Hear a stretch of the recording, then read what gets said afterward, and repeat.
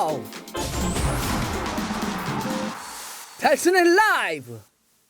레비 회장이 왜 그랬을까요? 토트넘의 레비 회장이 무리뉴 감독이 그렇게 원했던 오른쪽 풀백 벨기에 국가대표 토마 메뉴에의 영입을 막았다고 해가지고 지금 굉장히 말들이 많이 나오고 있습니다. 프랑스의 정론지죠. 르킵이 처음에 보도했고 다른 매체들도 이제 받아쓰면서 많이 알려졌는데요.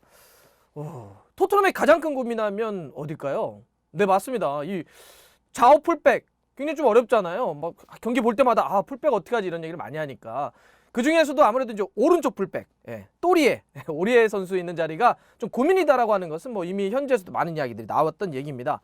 뭐 오리에 선수가 공격과 수비 전체적으로 좀 불안하긴 하지만 그래도 공격력은 지금 손흥민 선수 다음으로 팀에선 도움을 많이 하고 있죠. 5개를 하고 있는데 근데 이제 아무래도 더 좀 불안한 건 뭐냐면 아무래도 수비.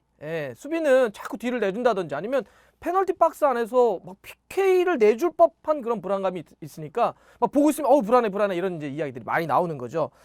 그래서 이제 계속 오른쪽과 좀 연결이 좀 됐었는데 그러고 보니까 이제 그래서 원래 그 무리뉴 감독이 비대칭 쓰잖아요.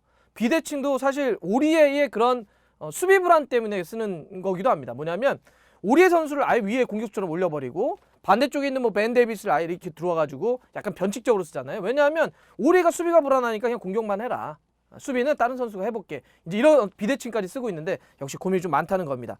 근데 지금 토트넘의 또 고민은 그런데 이 현재 스쿼드 안에서는 대체할 선수도 마땅치가 않습니다. 뭐 후안 포이스 선수가 있는데 사실 이 선수도 전형적인 풀백은 아니잖아요. 센터백과 오른쪽을 오가할 수 있는 선수인데 뭐 그렇게 한다고 하더라도 좀 약하니까 또 한 명이 이제 지금 사우스햄튼으로 임대 보낸 23살의 카일 워커 피터스가 있는데 돌아온다고 하더라도 지금 토트넘의 주전급 선수라고 보기는 조금 어려운 거죠. 자, 이런 상황이다 보니까 지금 토트넘의 영입, 이적 리포트들 이런 거 막 살펴보면 굉장히 제일 시급한 데가 좌우 풀백 그리고 이제 미드필더다 이런 이야기를 많이 하고 있습니다.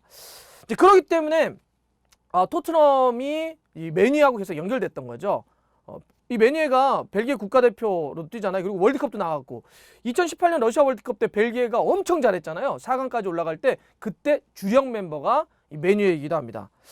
이제 이렇게 아주 토트넘은 필요하고 그다음에 또 메뉴에는 어떤 게 있었냐면 파리에서 뛰고 있었는데 파리에서 약간 조금 주전에 조금 좀 어려움이 있었어요. 그래서 메뉴 입장에서도 더 뛰고 좀 더 주전으로 뛸 수 있는 데가 좀 필요했고 이러다 보니까 둘의 어떤 이해와 요구가 맞으니까 전화 통화했다는 거예요. 무리뉴 감독하고 메뉴가 전화 통화하면서 어떻게 올래? 야, 우리 좀 필요한데 감독이 그러면 저도 좀 뛰고 싶습니다. 이래가지고 뭐 어느 정도 이렇게 서로 감독과 선수는 좀 마음을 맞춰놨는데 이걸 막았다는 겁니다.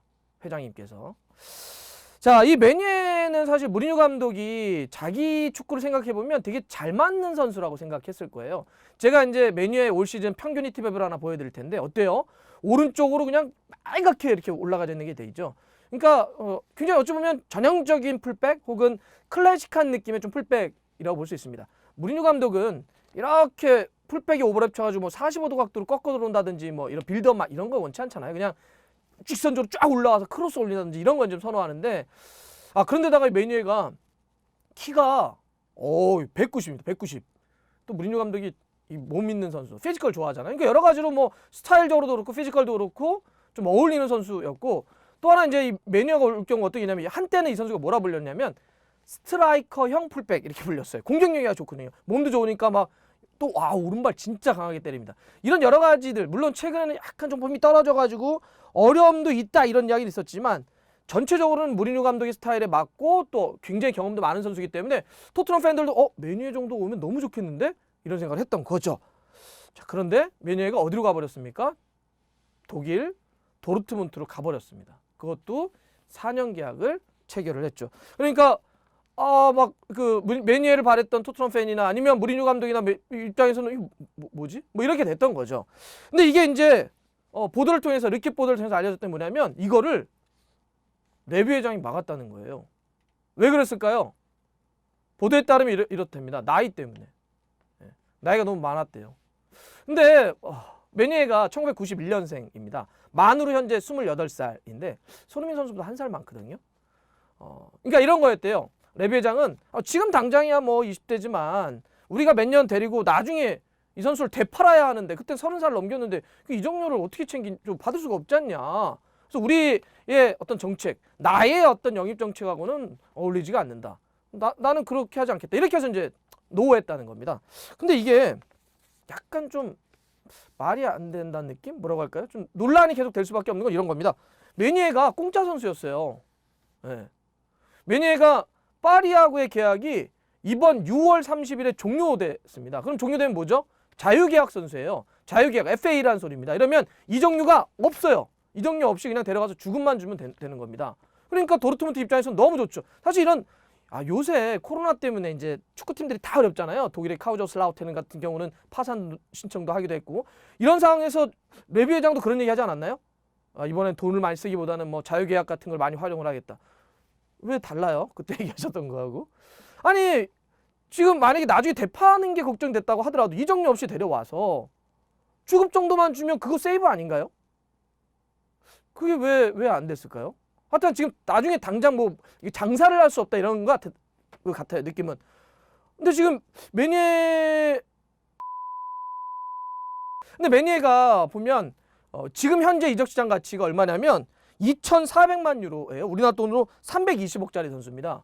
근데 아무리 계산을 해도 이런 선수 그냥 공짜로 데려와서 주급 정도 주면 그 정도야 좀 활약을 뽑아낼 수 있다면 난 남는 장사 같은데 일단 근데 그런 거 있죠. 실제로 안 남는 거잖아요. 실제로는. 그러니까 지금 보면 레비 회장의 생각은 실제로 돈이 남아야 된다고 생각했던 것 같아요. 그러니까 나중에 나는 어쨌든 이적료를 통해서 얼마를 더 벌어 이랬던 계산 같은데 근데 이런 식의 어떤 좀 뭐라 할까요? 되게 이런 셈법, 보수적인 어떤 영입 정책이 계속 이어져야 될까요? 토트넘이. 지금 토트넘이 프리미어리그 주급 상위 20명 안에 토트넘 선수가 몇 명 있는지 혹시 아십니까? 네, 2명 있습니다.